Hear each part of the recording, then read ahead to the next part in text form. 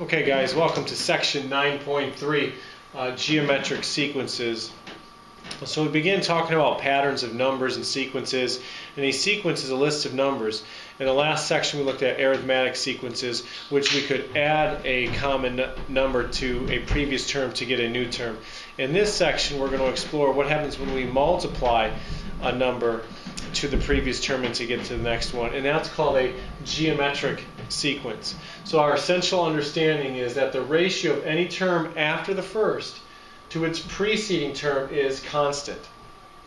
So meaning if we take a number and multiply it by its previous, and we keep doing that, we should get the same result each time. Okay?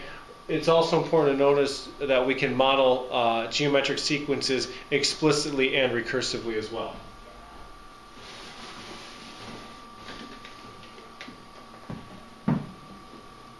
So what is a geometric sequence? A geometric sequence with starting value A and common ratio R is a sequence of the form A is the first term, comma, A times R, comma, A times R squared, comma, A times R cubed, and so on and so forth.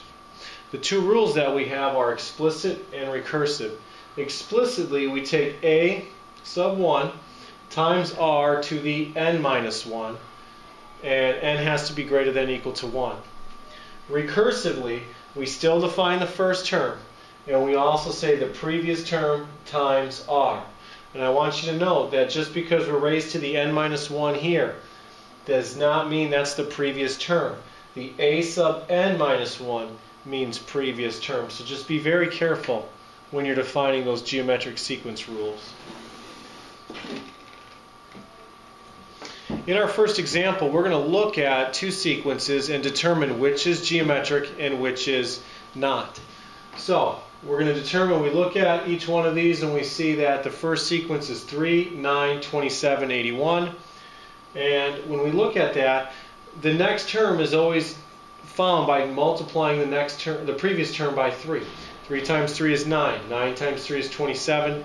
27 times 3 is 81. If you go reverse and we think about a ratio, you think fraction. 81 divided by 27 is a third. 27 divided by 9 divided by 27 is a third.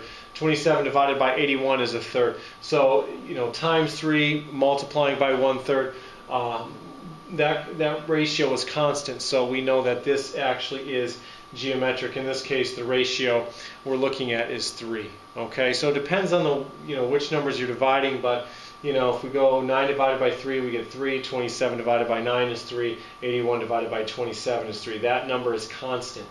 You're not adding, you're multiplying. So because we have to multiply, we get a geometric sequence, and the common ratio now is 3. So that's geometric. 4, 8, 12, 16. Okay. Now each one of these, it looks like 4 plus 4 is 8, 8 is 12, 12 plus 4 is 16.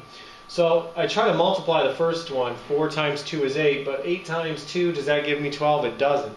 8 times 2 would give me 16. So I just put question mark, question mark. These aren't all the same. The ratios are not all the same. And if that's the case, you don't have a geometric sequence. This would actually be arithmetic because you take the previous term and add 4. So that's not geometric.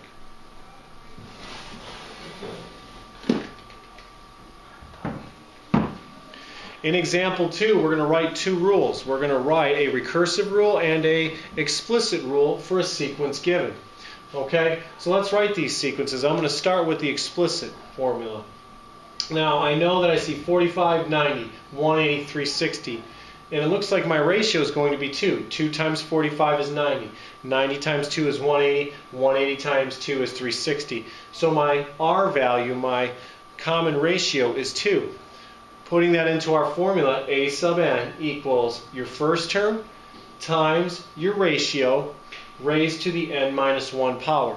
So we have A sub n equals 45 times 2 to the n minus 1. You can check that to see if you're right. The second term is 90. So A sub 2 is equal to 45 times 2 to the 2 minus 1 power. Well, 2 minus 1 is 1. 2 to the first is 2. 2 times 45 is 90. So we get that right result. Now, the recursive formula, we have to define two things. Well, we got to find two things. We got to know our first term, and then we got to write our rule using the previous term. First term is 45. To get the rule, we have to simply take and look at our previous term, and how do we get the next term? Well, to get 90, we take our previous term and times it by 2. And so that's what we do.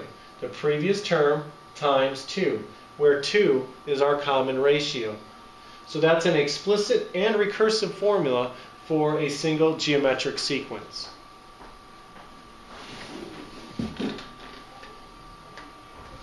In problem 3, we're going to be looking at finding the 10th term of a geometric sequence. Now, I've only been given 3, 2, 4, and 8. So to me, using a recursive formula doesn't make sense. We're going to use an explicit rule since we don't have a sub 9.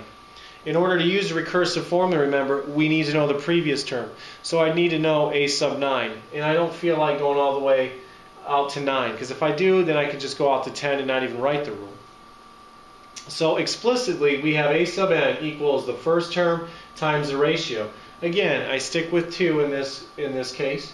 So our ratio is 2 to the n minus 1. We want to know term 10. So n is no longer n.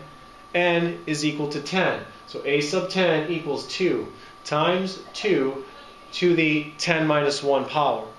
So that's to the 9th. So you have 2 times 2 to the 9th, or 2 to the 10th, which is 1024. So when you're looking for a specific term, if the pattern's easy, you may want to do a recursive formula, but if you go out past 5 or 6, then generally writing an explicit rule is a little bit easier.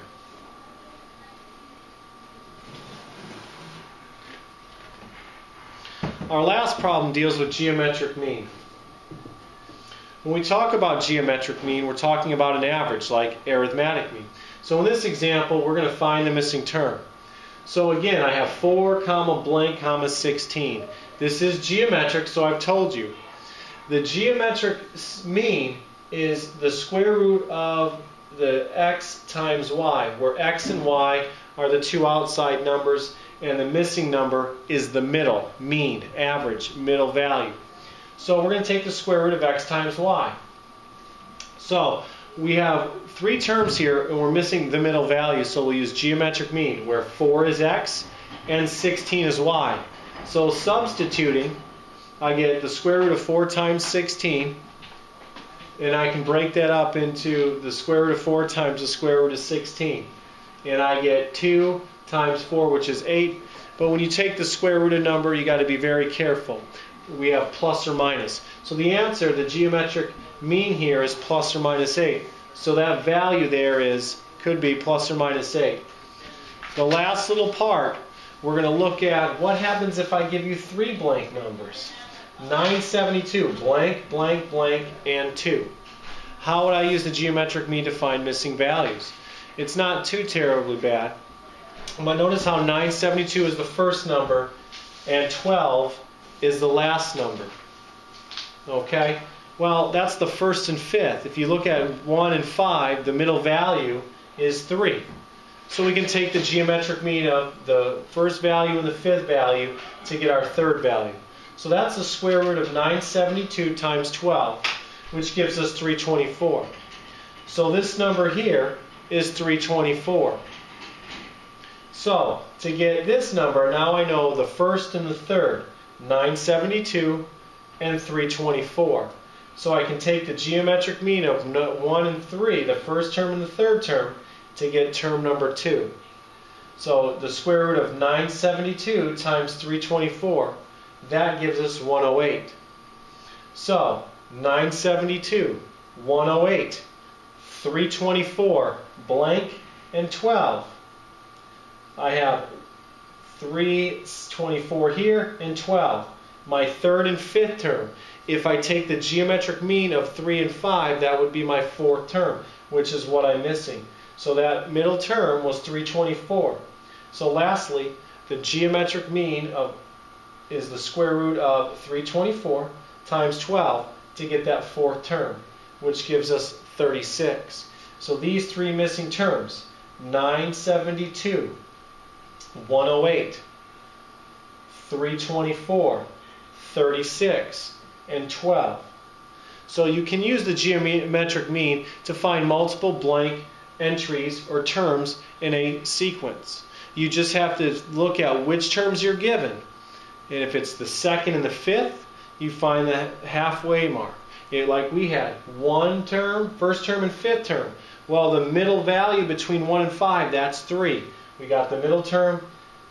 We took the geometric mean of term number 1 and term number 3. That gave us the 2.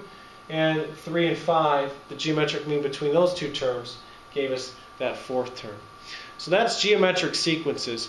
In the last two sections of Chapter 9, we're actually going to look at what a series is for both geometric and arithmetic series. So if you have any questions or anything about the video, please, at the bottom of the YouTube page, just go ahead and ask your questions or email me. Thanks, guys.